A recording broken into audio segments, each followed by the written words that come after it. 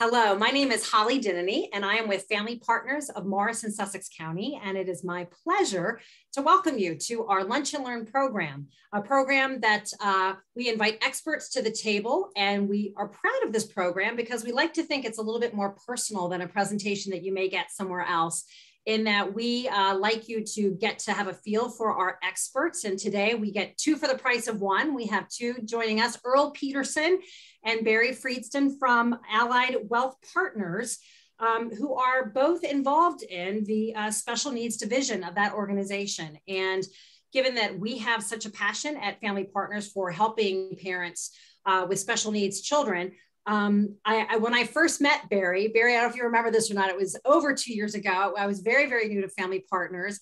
And I remember you talking about what you do, wealth management for special needs parents. And I kind of scratched my head and I said, but Barry, not everybody has wealth to manage.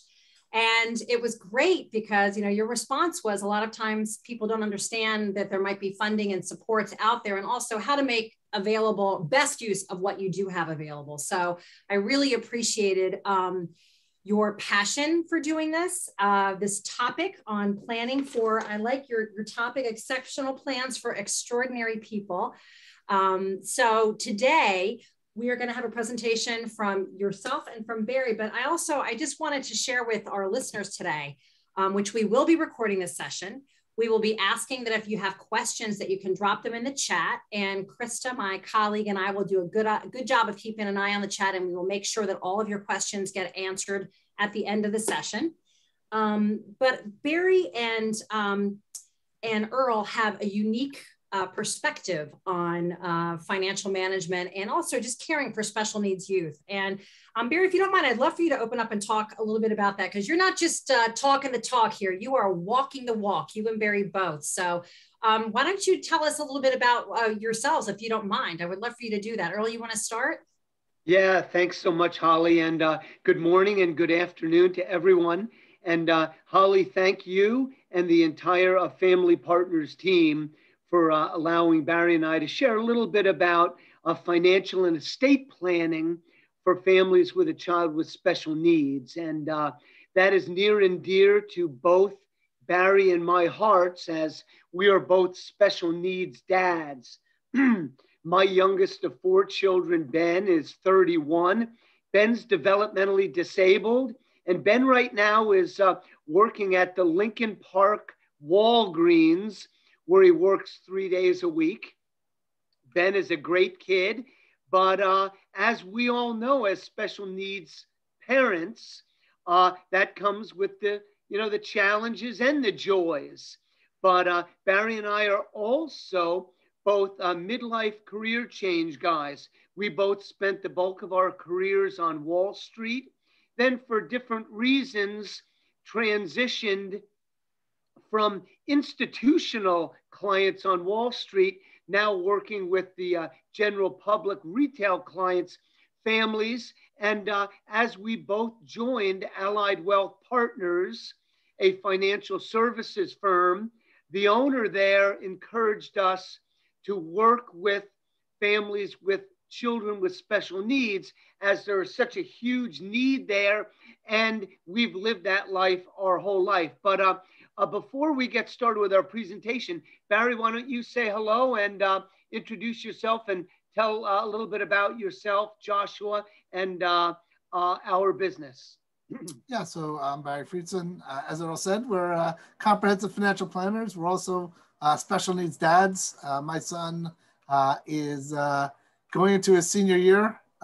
He's on the spectrum. He also has a physical disability. But he's doing great. So we're going through all the thing that Earl and I like to say is, no matter where our clients are in terms of what kind of special needs planning they're doing, we're either doing it now or we've done it. Whether it comes to looking for a job, applying for SSI and Medicaid, looking whether guardianship makes sense for your family, talking to an attorney and doing, the estate planning with trusts and things like that. So, we really have a lot of experience doing all those things that our clients are either doing or looking at. So we bring a lot of, experience to the table. And the other thing I just want to say where, you're talking about, when we're talking about financial planning, you know, it goes a lot farther beyond just wealth management, right? It's not just managing, you know, how much stuff you have, right? You know, it comes down to, you know, tax planning, estate planning, right? You know, it could be debt management or maximizing your benefits at work. So there's a lot of things that go in there that we help our clients with. And, you know, we have found that, I think that financial planning, you know, is important for any family, even those with, you know, typical children, but for a family with a child with special needs, especially maybe a child with special needs that we know is not going to be able to support themselves, right? Using your resources in the best way possible to make sure that that lifetime support that that child may need is available for them, and we can maximize, you know, the outcomes in their life is critical. That's awesome. And I just have to I have to say this because I love, first of all, dads of special needs children. I'm going to lift up, I know everybody knows it, but I'm going to say it again, that we've got a fabulous Hero Huddle, which is a support group for dads who might have kids with challenges, because I think, you know, it's so important to lift each other up, right? And to talk about, you know, the journey. Thank you, MR. I don't know who you are, but I saw you gave me a heart. You know, it's so important to help each other and lift each other up and share stories, right? Because like you said, Barry, it might not be a situation that someone's in today, but when they hear you talk about something that you've gone through, it's always helpful. So really, thank you so very much for making time for us today, but also just for using your smarts and your hearts together to make a really big difference for a lot of families. So thank you for the great introduction, and take it away, fellas. We're here to get some good advice, and I know you have it for us. Thank you very much. And Barry, why don't you start to queue up the PowerPoint presentation? And prior to that, I would just like to say for all attendees on the webinar today, and Holly, for all constituents of family partners, Barry and I will offer a complimentary 1-hour consultation with all attendees and all family partners constituents. That complimentary consultation will last an hour, hour and a half, depending upon Q&A and family issues, but it will give your constituents an opportunity to learn more about Barry and I, our firm, all the great work that we do for those families who have entrusted their estate and financial planning to us.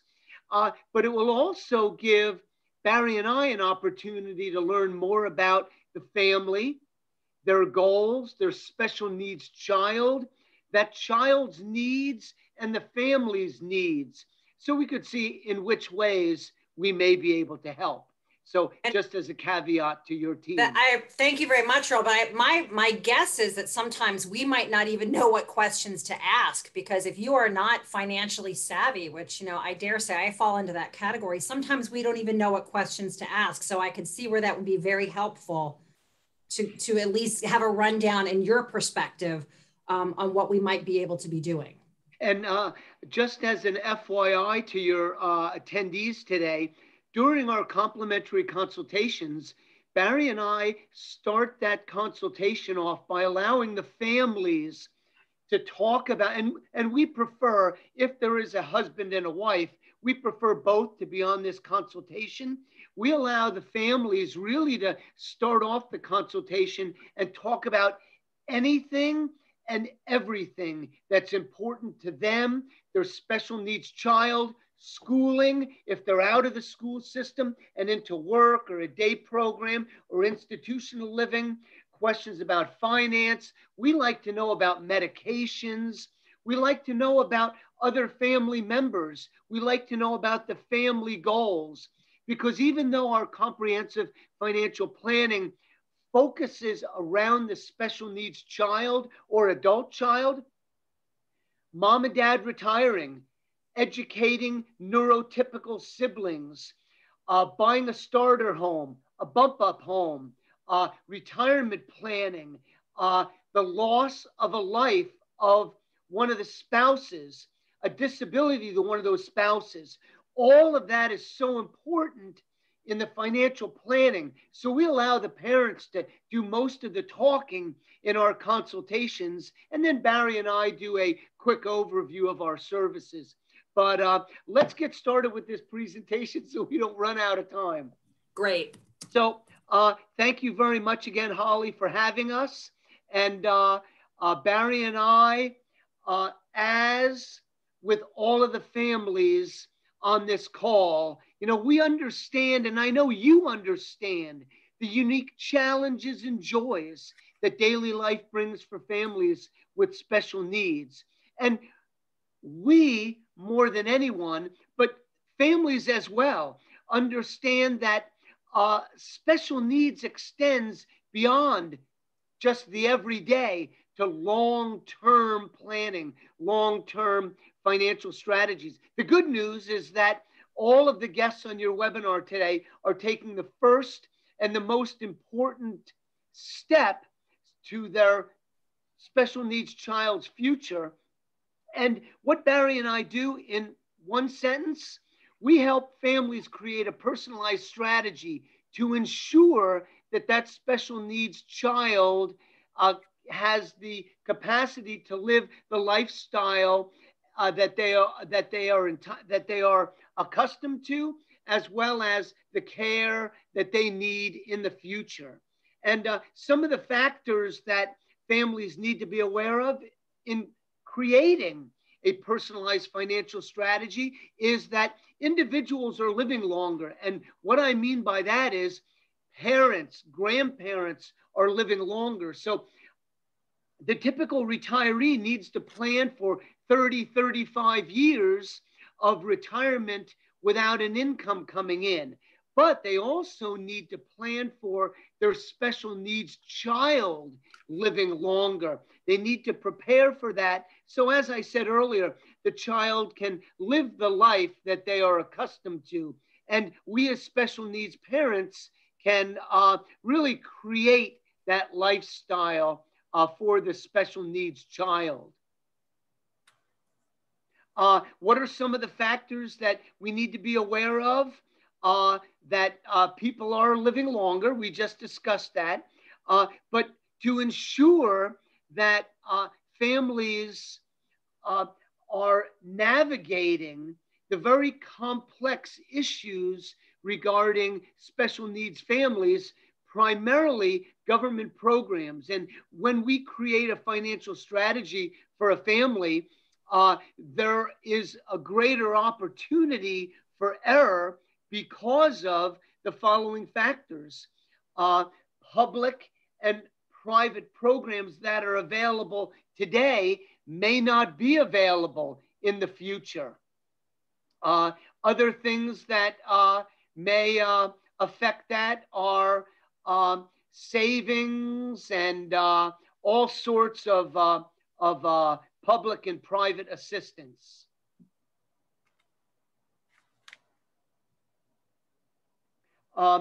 Now, hearing what I just said, I hope has sparked a lot of questions in your constituents' minds, and also sparked some concerns, such as how can I ensure that my family members' unique abilities will be recognized by future caregivers after our departure from this world? And what will life be like for my loved ones after I'm gone, or in the event that I may be incapacitated?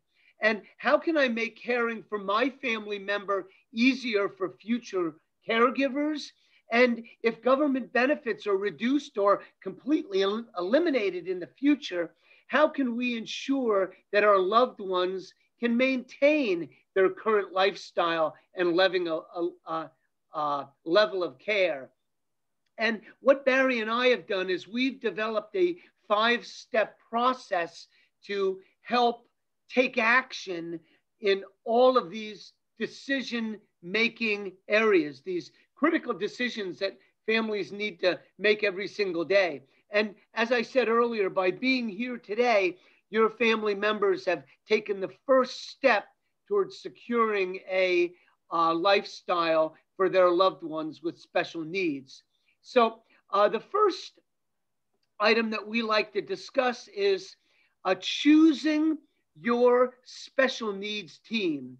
And before we really get into detail about discussing that, let's explore why preparing today is so important. The quality of your loved one's life in the future may depend greatly upon the willingness and the preparation that your family members and your constituents actually grab a hold of and take on today. And there are many factors involved with special needs strategy. Each of them are interdependent, meaning they all affect one another and require specialized knowledge and expertise. And it's important to choose a team of dedicated professionals who understand the specific concerns of your family member. Your team should include your special needs child and other family members, siblings, as well as mom and dad, your special needs attorney, your social worker, and your financial professional.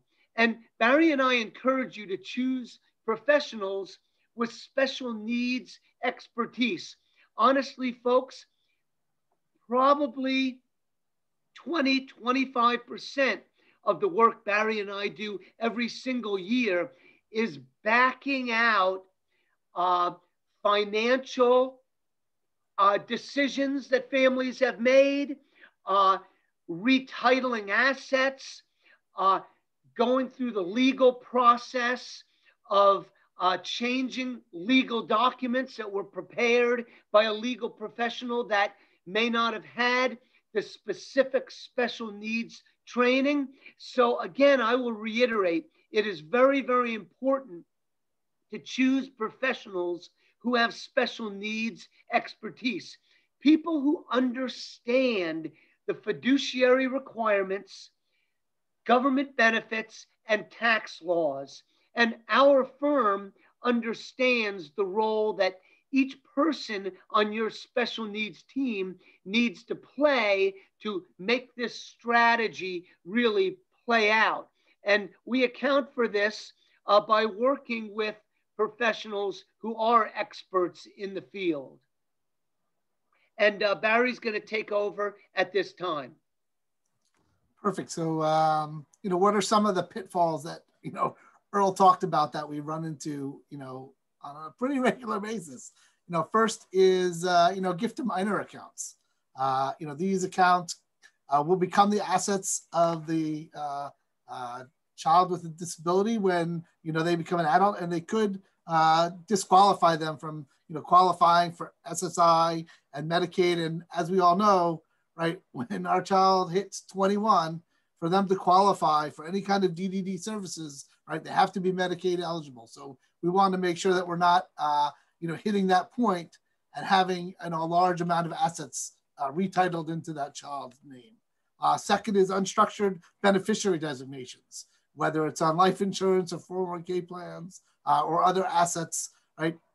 We want to make sure that those are, one, that all the wills are written correctly, working with a attorney who knows special needs law.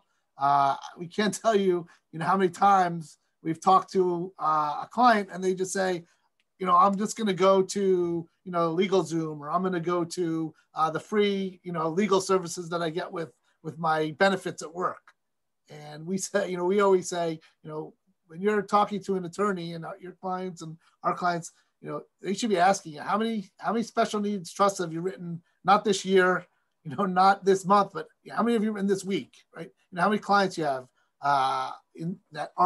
that have special needs. So you want to make sure you're working with a specialist. And then working not only on your beneficiary designations, but also educating your entire family or anybody, well-meaning that may want to leave, money to that child, whether it's an uncle or a grandparent. We want to make sure that all those beneficiary designations or inheritances that may get are designated to a trust, if that makes sense, so that, our child is not made ineligible for the benefits that they may be eligible in the future, or if the inheritance happens in the future when they're already getting their benefits, right, they might be thrown off the services and benefits that they're getting. So we want to make sure that, all those things are done correctly. Something we run into a lot is not not even doing the estate planning at all, right? And we know how difficult it is, right?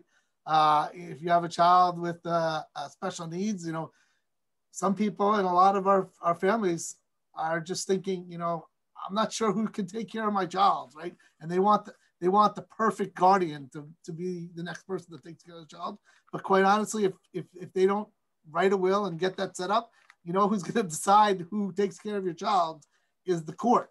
So right, that's probably the worst, situation. We want to make sure that, your estate planning is done so that your wishes, and because you know your child the best, right? So that your wishes and your, your goals and everything for your child are followed through.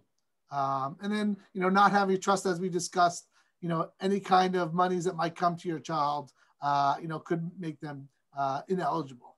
So we just want to make sure that, one, if something were to happen to you, that everything is done quickly, everything is done the way you want. So we want to make sure that the estate planning is done.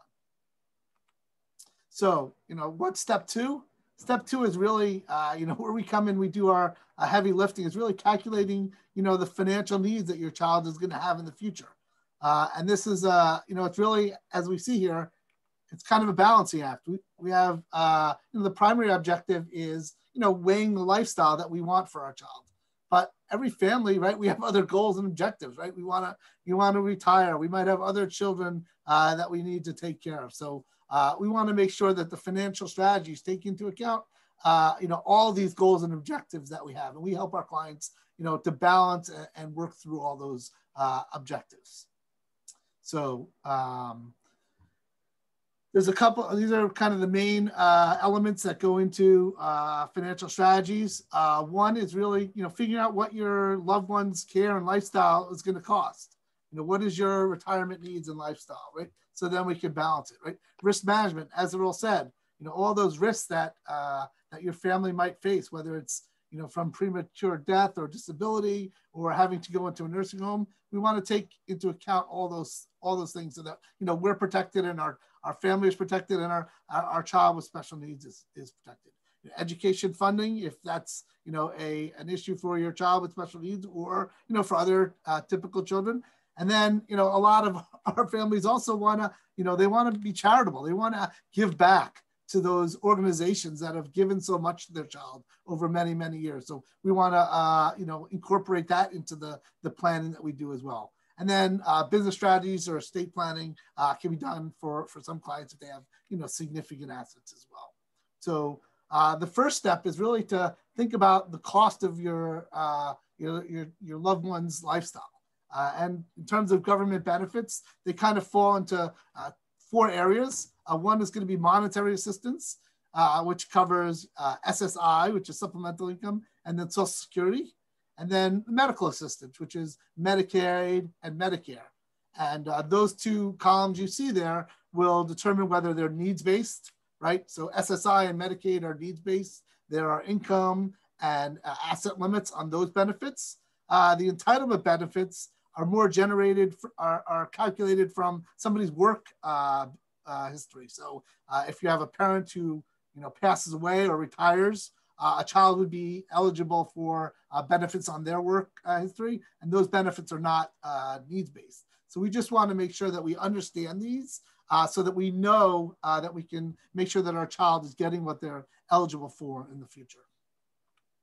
So the second part is kind of thinking about that income coming in for the child, but we also want to understand the cost of caring for our child.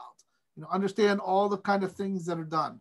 A thing that we like to have like a task that we like our families to go through is, really think about all the things that we do for our child, because at some point in the future, if we're not here or we're not able to care for our child anymore, right, we're going to have to pay for someone to do those services. So whether it's, helping them get up in the morning or driving them around or whatever tasks that we're helping our child with, we want to make sure that, take a week or 2 or a month and really document on a day-by-day basis what we're doing for our child, and then really think about, how much would that cost to actually pay someone to do that? Because we want to make sure that those kind of expenses are covered.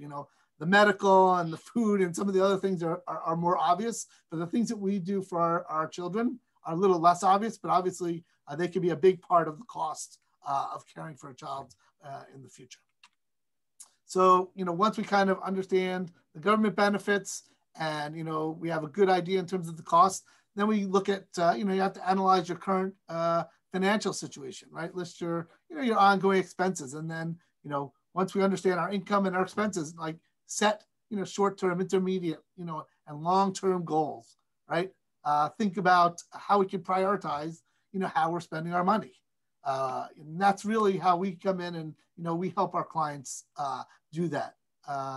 Whether it's budgeting or, long-term budgeting and things like that. So that's really the core of, financial planning is looking at your cash flows and figuring out, where can we allocate those monies that are coming in. So really we want to, good preparation involves creating a strategy that's going to last our child's, a lifetime, because right, the things that they need or that we're looking at differ from, when they're very young, and we're looking at early intervention and trying to get them services, to when they're children, and we're looking at IEPs and getting them services, through the school districts. And then as they transition to secondary school and post and 18 to 21 program, and or when they're after the school system, and we're looking at either a day program or a employment and or living. So we want to make sure that as we go through all these steps in their lifetime, that we're looking at creating a strategy and getting goals and objectives that can help them. So what we talked a little bit about estate planning before. In addition to wills, what are some of the other important legal documents that we think are important for our clients? One, just to reiterate, Earl and I are not attorneys, so we're not licensed to give legal advice or to generate these, but we definitely work with our clients. We have good relationships with many attorneys throughout the state, and we can refer our clients to attorneys that specialize in special needs. But the first, as we said, will. Very, very important for everyone. I think everyone should have one, but for a child with special needs, it's going to, distribute your property. It's going to allow you to influence the care of your child, setting a guardian who would take care of your child and things like that. Trust for your child is a way to make sure that the money is not going into their name. It can be controlled and spent on what you want and things like that. So you want to make sure you have your wills and trusts in place. If guardianship doesn't make sense, right? Because guardianship is not right for everybody. Power of attorneys are kind of a secondary choice where, you get limited authority over either finances or healthcare, right? Because once your child with special needs becomes 21, without these documents, right, they're an adult, right? You don't have access to their finances. You don't have, under HIPAA law, you don't have access to their medical records. And if they're brought into the hospital and they're told the situation and they're asked to make a medical decision for themselves and they're not really capable of that, we want to make sure that these documents are in place so that you can make the right decisions for your child. And then the third thing is a special needs trust. That's really the ability to have a trust, which is basically an independent entity that will own the assets, which wouldn't count against your child when they're qualifying for benefits. And special needs trusts really come down to two types. One is a first party, which is money that was once the child's, whether through a legal settlement or some other way. That basically is a first party trust. And then third party trust is money that was never the child. So that would come from money from a parent or an inheritance or something like that. So we want to make sure that we're talking to attorneys and setting all these things up. So when you're talking about a trust, what is a special needs trust? All right, as we mentioned, it helps you control property. It benefits the beneficiary. If it's written as a special needs trust, it limits some of the things that the money can be spent on. Basically, most of all the things that the government resources would be paid would be spent on. It protects the assets to the access to those government benefits, and really, it's really made to improve the quality of life of your child. And it really protects their financial future. It gives asset protection. We have a lot of clients sometimes say, well, what do I need a special needs trust? Johnny's brother, Billy, is great with money. I'm just going to leave the money to him. That way, my son with the special needs won't have any money in his name, and his brother can take care of it, right? Well, what happens when his brother gets in a car accident and he gets sued, and now he has assets that are seizable? What happens when he gets divorced and the wife says, hey, I want half of that money? So we want to make sure that the money is safe for our child in the future. So important role within a trust is the trustee.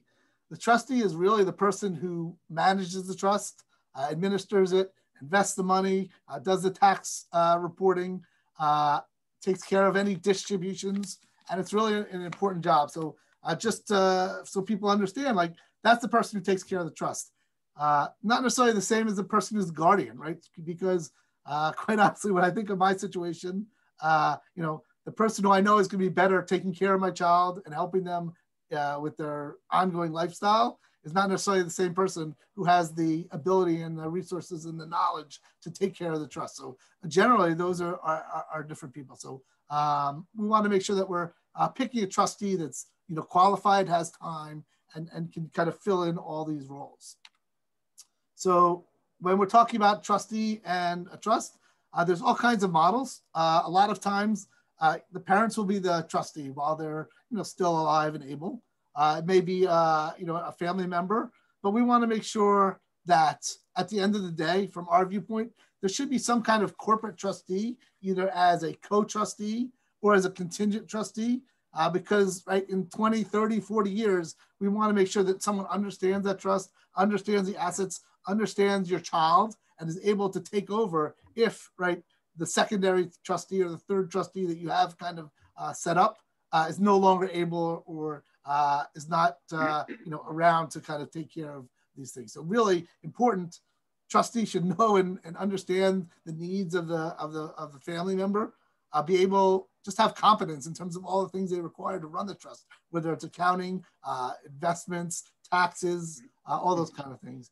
Have time, right? So even if your brother knows the legal stuff and has the finance, but he has his own family and won't have the time, we want to make sure that we have it.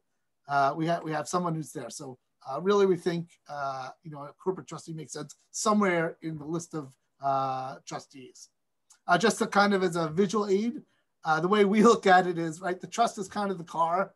The trustee is the driver who's making sure that the trust is going in the right way. And then the funding is the fuel, right? That's really what makes the trust go. That's what helps our child achieve everything that they can achieve in the future. So how can we fund a specialty trust? Lots of ways. A primary way a lot of our clients do that is through life insurance. But you could put real estate in a specialty trust, say, especially if you have a home that you're both living in now with your specialty child, and in the future you want your child to be able to maintain that house and say it, you could put your real estate in there. But obviously cash, investments, could be 529 plans, retirement plans, all those kind of things can go in to help build up assets for our child in the future. So Bud's going to take us down the last couple of steps here. Yeah, thanks, Barry. Great job. And Barry, before we move down to writing down your vision for your child, our PowerPoint does not address the ABLE Act. And I just want to outline for the parents on the call today, the ABLE Act is a legislative act that was passed through the United States House of Representatives in 2014. In 2015, the ABLE Act was passed by the US Senate, and in 2016, President Obama signed that into law. What the ABLE Act allows is for families with a child with special needs to save money for that special needs child in a tax advantaged way. For the parents on the call today, if you are utilizing for your neurotypical children, or even your special needs child who may be higher functioning and may be able to attend a secondary education, community college, or four-year college. The ABLE Act was really centered around the 529 college savings plan. So what that means is with an ABLE account, after tax dollars go into this savings account, those monies can grow tax-free or I'll say tax advantaged. So for the next 5, 10, 15, 20 years, those monies can continue to grow. And when the monies are taken out for the lifestyle of your special needs child, maybe long after you're gone, the contributions that you put in were already taxed.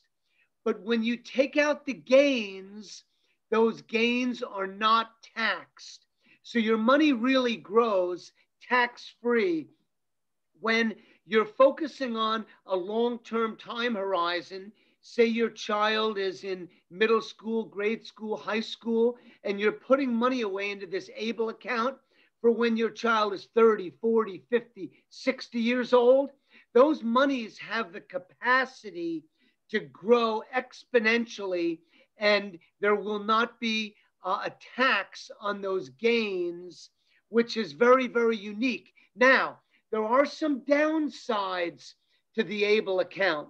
Similar to a first-party special needs trust, with an ABLE account, there is a Medicaid clawback provision. So if your special needs child predeceases their parents and siblings, if Medicaid has contributed, let's just say, $100,000 of services towards your child, and there's $100,000 left in this ABLE account, Medicaid has the capacity to come in and claw back those monies to reimburse themselves for the benefits that they have provided to your child over all of these years.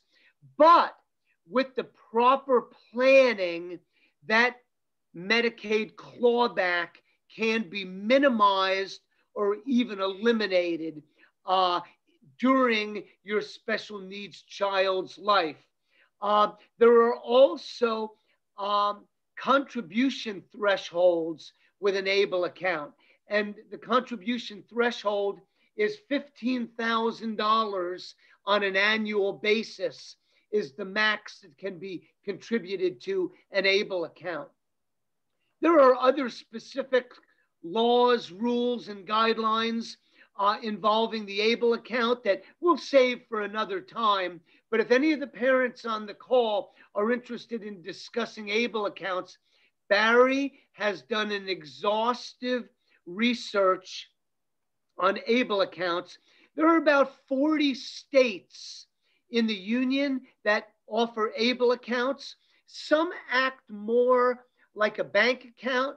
So mom and dad may have $50 a pay period withdrawn out of their paycheck, which goes directly into the ABLE account. And maybe the special needs adult child will have a debit card that they can use at ShopRite, AMC movie theaters, Starbucks, and the parents and the child, adult child, can actually use the ABLE account the way a bank may be used. Other families choose to use ABLE accounts more as a long-term investing and growth strategy. Different ABLE accounts specialize and are best at different areas. So again, for those parents who are interested in an ABLE account, Barry and I would love to discuss that with you in the future. So moving back to the PowerPoint, what Barry and I say is that we always want parents to write down a vision of what they want their child's lifestyle to be like in the future. What Barry and I like to use this term, create a letter of an intent. And you may or may not have heard of that term before. For those who have never heard of that term, a letter of intent, what a letter of intent is intended to do is provide clear explanations to future trustees and caregivers who may not, know all of the idiosyncrasies about your child or special needs adult child and how they should best be cared for. So a letter of intent can reduce a lot of the guesswork for caregivers and trustees in the future as we pass away. Sometimes Barry and I like to use the term a journal of intent or special instructions within the letter of intent. All of these terms are really used for the same instrument. Now, folks, this is not a legal and binding document. It's intended to provide future trustees and caregivers who may not know your child as well as you do some of those key details. And we feel that this is a great tool to use. And a letter of intent is really a work in progress, and it should change and be modified as your loved ones grows and as family circumstances change. And what it does is it gives instructions again to future caregivers about medication, health information, education, acceptable housing, long-term care plans. And so the letter of intent we recommend be used for many of our families. Many of our families have in years gone by used videos of their child's daily activities or abilities to assist future caregivers. It's always good to include your IEP or ISP in this letter of intent template. But this is a great tool that we encourage families to use. And then the fifth step in our 5-step program is to review your plan regularly. As Barry said earlier, life is going to change, and life within our control is going to change. We are going to age, our special needs child is going to age, but a lot of things out of our control are going to change. Tax laws 2 years ago with the 2018 Tax Reform Act dramatically changed the way families are really saving and spending monies. Government, state, and federal entitlements are going to change. So this is really important to keep your special needs team on track so we can reach your special needs child's goals. And you know what? We need to review these goals regularly. Barry and I meet with our special needs clients at the very least once a year to review their financial and estate planning. Many of our clients, especially with how the market has grown over the last 3, 4, 5 years, many of our clients like to meet on a semi-annual or even a quarterly basis. And what Barry and I do is we meet when our clients feel it is most important to them. What is really easy to do is to forget this annual review. And sometimes Barry and I like to suggest that families use their special needs child's birthday as a reminder to move forward and schedule that review with their financial, legal, and tax professionals. And what I want to do is just talk to you about a couple of questions. Number one, has there been health and or benefit eligibility changes for your special needs child? And if the answer to that question is yes, you know what? You need your plan to be reviewed. Has your family's financial situation changed? Maybe a large inheritance from an elderly grandparent, a big raise by the primary breadwinner, maybe the passing of a family member. So has your financial situation changed? If the answer to that is yes, then your financial and estate plan needs to be reviewed. Are the members of your financial team still current and relevant? People age, people move out of town. Our special needs child siblings get married, they get transferred, move to another part of the country. Are your financial team members still current and relevant? If the answer to that question is no, you need to revise your special needs plan. If you've established a special needs trust, are the appropriate assets owned by the trust, or do they identify the trust as the beneficiary? Really important. Do you need to change your financial strategy in order to reach your special needs child and your family's goals? And again, if you have answered yes to any of these questions, probably your estate and financial plan needs to be revised. And you know what, folks? We encourage you to start planning now. This is something really easy to just become an ostrich, stick your head in the ground and say, you know what, let's do this next year. But creating a strategy for the continued care and lifestyle of your family member with special needs allows your love to last beyond your lifetime. And really, the sooner you start preparing and the sooner you really get to work on this, the better off your special needs child will be. So, as I said earlier, reach out to Barry and I for a complimentary consultation, and we'll help you move through this process. And at this time, because there's still about 15 minutes left in the webinar, I'm going to pass the ball off to Holly, and we're going to go through some questions that the audience may have. That's great. And thank you so very much. I really appreciate how you've explained to us. I think the ostrich with the head in the sand, we can all relate to, especially when it's something that we don't know a lot about.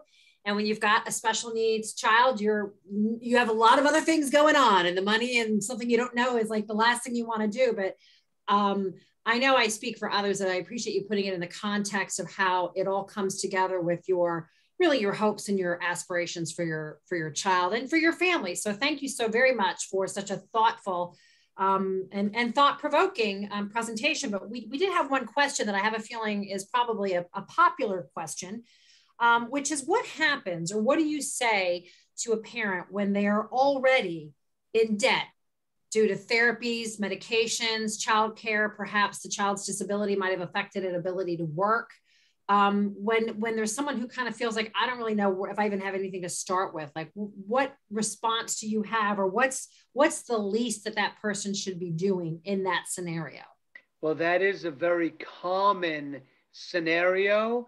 And Barry is going to talk a little bit about our strategies for eliminating debt. Yeah, so, we work with our clients to, eliminate debt. And the best way to do that is by, paying off the debt with the highest interest rate first, and then moving down the line. But it's a combination, right? Debt is caused by spending more money than we're bringing in.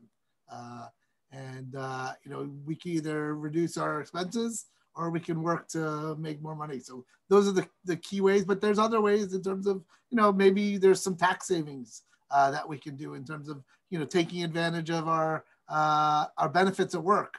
A lot of times, we run into people who might have significant out-of-pocket medical expenses, and they have a flexible spending account at work that they're not taking advantage of, where they could pay, those medical expenses on a pre-tax versus a post-tax basis, right? Or other ways. So obviously there's a lot of strategies that, we work with, and every time we're working with our client, right, we're looking at their specific situation and where they are. Barry and I use cash flow as the main tool in our comprehensive financial planning. And to expand a little bit about Barry's point about paying down debt, what we encourage those with debt to do is to pay the minimum amount due on all credit cards and consumer debt, and make the maximum amount of contribution that you can afford to the credit card or financial institution that has the highest interest rate. So you're paying the minimum amount due on all the lower interest cards. You're paying the maximum that you can afford in your cash flow to the highest interest rate card. So what you're doing is you're paying off the highest interest rate vehicle first. Then you keep that same pool of money and start paying off the second highest interest rate vehicle, then the third highest. And honestly, if you follow that game plan, within a year or two, or maybe less, you can be out of debt. Oftentimes, with the historic low interest rates, Barry and I find clients that are paying 4, 5, 5.5% still on their mortgage. And sometimes a refinance of the mortgage can be put in place to save hundreds of dollars a month in their mortgage. So Barry and I look in a lot of different areas to try and reduce that debt. And that's I appreciate that answer. I guess my follow-up would be, is it's harder when, and especially with COVID. I mean, COVID's been a whole different ballgame, right? It's affected a lot of folks' ability to work. So I guess I don't know if I'm asking you a difficult question, or maybe it's an easy question, but I mean, are you also able just to address or make recommendations as to kind of where to start with your efforts? Do you know, it's as far as I know, there's a lot of different variables involved in whether or not you are currently employed or whether or not you're able to work due to your child's disability. Absolutely. And that is, Barry and I take that on a case-by-case basis. And then we do analysis on a family's budget. And what we really look at is what's coming in, what's going out, and where is it going out specifically, and what's left over at the end.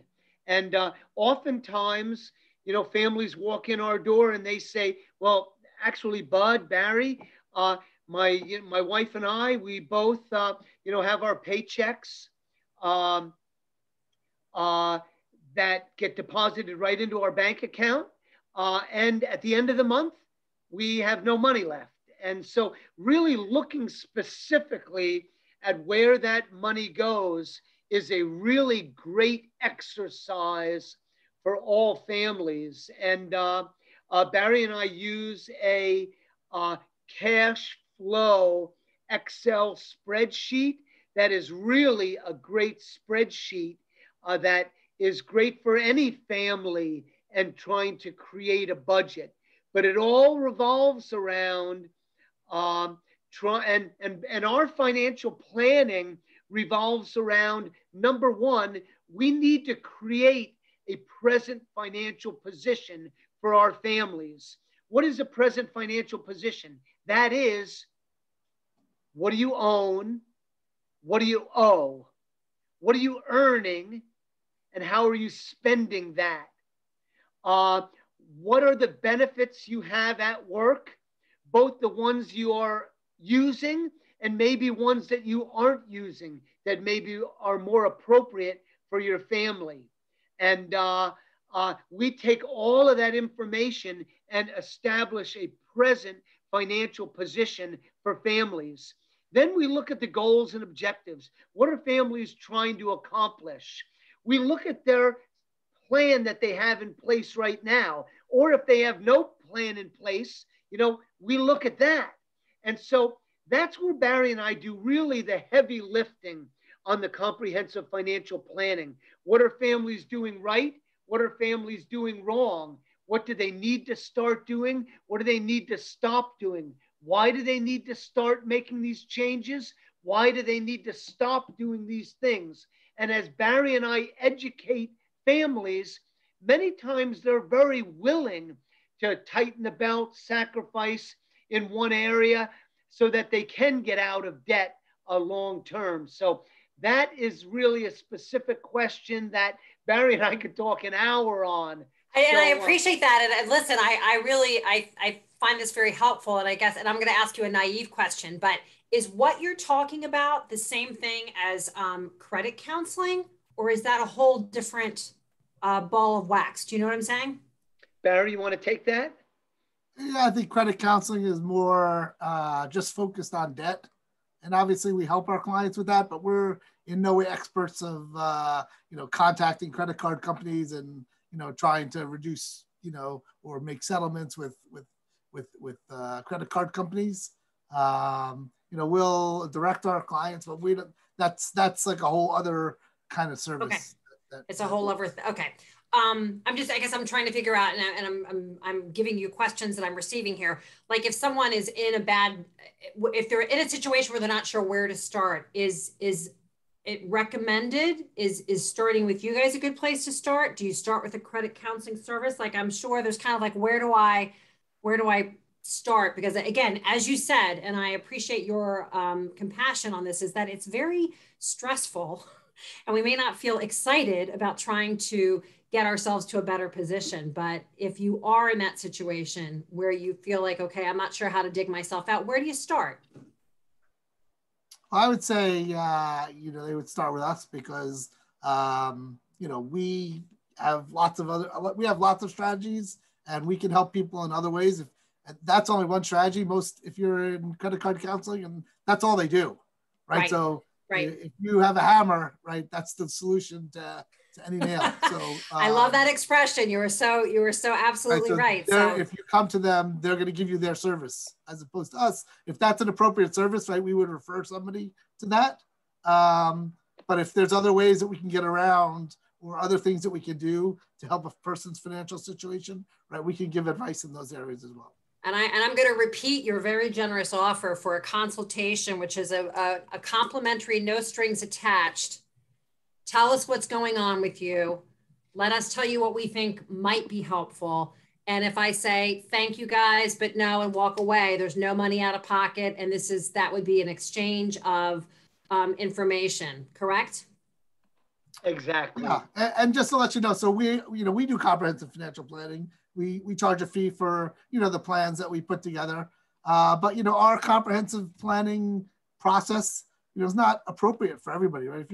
If your situation is not that complicated, or quite honestly, if you don't have enough income and if bankruptcy is potentially an issue, right? Like there's only so much we can do for people in those kind of situations. So, in those cases, right, we might, give a, one page kind of bullet point of, what we would recommend. And, that would be something that we would just do as a service to the community in that kind of case.